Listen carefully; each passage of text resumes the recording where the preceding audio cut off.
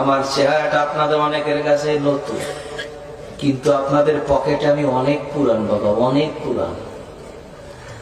আমার অনেক গজল আপনাদের মোবাইলে মোবাইলে বাজে। আল্লাহ ও গো আল্লাহ ক্ষমা করে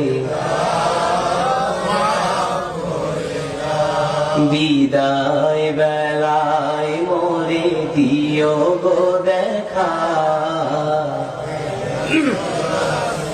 ডেকে লো রাসূলুল্লাহ রওজা